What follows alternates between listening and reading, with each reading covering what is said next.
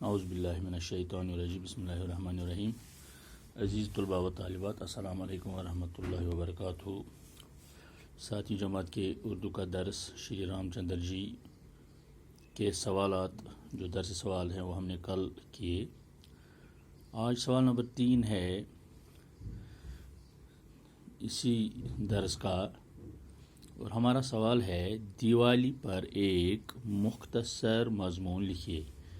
دیوالی پر ایک مختصر مضمون لکھیے۔ جیسے سبق کے دوران بھی میں نے آپ کو دیوالی کا تعارف دیا ہے، تو پیارے بچوں اس پر آپ کو ایک چھوٹا موٹا 8-10 جملوں کا یہ چھوٹا موٹا مضمون لکھنا ہے۔ مختصر کے معنی چھوٹا۔ تو پیارے بچوں میں نے یہ مضمون لکھ دیا ہے، میں آپ کے سامنے اس کی بلند خوانی کر رہا ہوں، بعد میں اس کا فوٹو بھیج دوں گا تو آپ لکھ کر اس کو یاد کریں۔ دیوالی ہندوؤں کا مقدس تہوار ہے۔ یہ ہندوؤں کی عید ہے۔ دیوالی کو دیپاولی بھی کہتے ہیں کیونکہ اس دن دیپ جلائے جاتے ہیں۔ دیپ ہو گئے پیارے بچوں وہ جو یہ چراغ ہوتے ہیں، مٹی کے چراغ، جس کو دیا بھی کہتے ہیں، مٹی کا دیا۔ تو اسی لیے اس کو دیپاولی بھی کہتے ہیں کیونکہ اس دن دیپ جلائے جاتے ہیں۔ یہ تہوار بدی پر نیکی کی خوشی میں منایا جاتا ہے۔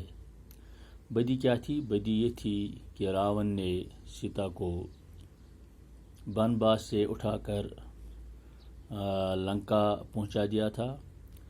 پھر راون کے ساتھ 10 دن کی لڑائی ہوئی، رام اور لکشمن نے، اور ہنومان جی کی وساطت سے جو وہاں پر وہ جنگ ہوئی، اور اس میں رام چندر جی کو کامیابی ملی۔ اسی بدی جو تھی، بدی پر جو نیکی یہ فتح جو ہوئی، تو اسی بدی پر نیکی کی خوشی میں یہ تہوار منایا جاتا ہے۔ ہندوؤں کا عقیدہ یہ ہے کہ جب رام چندر جی لنکا کو فتح کرنے کے بعد سیتا جی کو ساتھ لے کر واپس آئے تو لوگوں نے بے حد خوشی منائی، گھر گھر دیپ جلائے گئے۔ اسی یاد میں یہ تہوار ہر سال دھوم دھام سے منایا جاتا ہے۔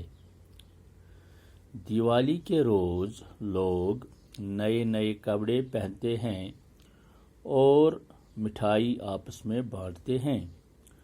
لوگ رات بھر لکشمی کی پوجا کرتے ہیں، بچے پٹاخے جلاتے ہیں، اور اس طرح سے اس تہوار کی ہندو مذہب میں بہت اہمیت ہے۔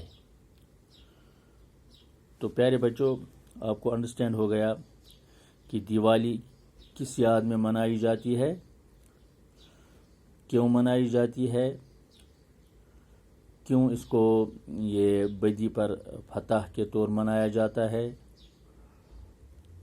گھروں کو کس طرح سے چراغاں کیا جاتا ہے، اور نئے نئے کپڑے کس طرح سے پہنے جاتے ہیں۔ تو پیارے بچوں یہ ہوا دیوالی پر ایک مختصر مضمون۔ تو آپ اس مضمون کو غور سے سنیں جو میں نے اس کی بلند خوانی آپ کے سامنے کی۔ اس کے بعد جو میں اس کا فوٹو آپ کو بھیج دوں گا، وہ اچھی طرح سے آپ لکھ لیں اور اس مذکورہ مضمون کو اچھی طرح سے کاپی پر لکھ کے یاد کریں۔ تو پیارے بچوں آج بس یہی ایک کوشچن ہم کریں گے، کل ہمیں رام چندر جی پر نوٹ لکھنا ہے، وہ انشاءاللہ کل لکھیں گے۔ آج اتنا ہی، خدا حافظ۔